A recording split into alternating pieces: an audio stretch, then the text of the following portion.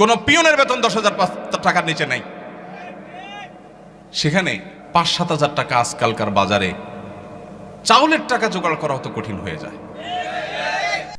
দেশের প্রায় 3.5 লাখ মসজিদের 17 লাখ ইমাম মুয়াজ্জিনকে সম্মানী ভাতা দেবে অন্তর্বর্তী সরকার। পাশাপাশি মসজিদের খাদেমদেরও দেওয়া হবে এই ভাতা। প্রাথমিকভাবে ইমাম 5,000, মুয়াজ্জিন 4,000 এবং খাদেম 3,000 টাকা করে পাবেন। শুরুতে দেশের মোট মসজিদের 10% মসজিদের প্রথম দফায় এই কর্মসূচি চালু করা হবে।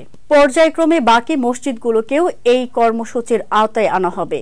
ইসলামিক ফাউন্ডেশন সারা দেশের মসজিদগুলোর তালিকা করতে গত মঙ্গলবার 7 সদস্যের কমিটি গঠন করেছে।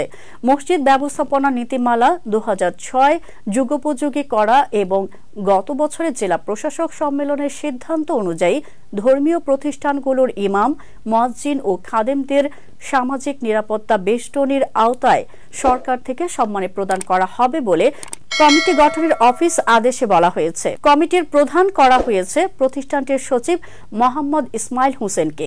কমিটির প্রধান ও ইসলামিক ফাউন্ডেশনের সচিব মোহাম্মদ ইসমাইল হোসেন মোর নিউজকে বলেন, সারা দেশে অন্তত 3.5 লাখ মসজিদ রয়েছে। এসব মসজিদে 17 লাখের বেশি ইমাম ও মুয়াজ্জিন রয়েছেন। এর বাইরে শহরের মসজিদগুলোতে খাদেম রয়েছেন। সরকার পরীক্ষামূলকভাবে প্রথম দফায় দেশের 10% মসজিদে এই কর্মসূচি চালু করবে। পরে ধাপে ধাপে সব মসজিদ এর আওতায় আসবে। কর্মসূচির আওতায় প্রতিটি মসজিদকে 12,000 করে টাকা দেওয়া হবে।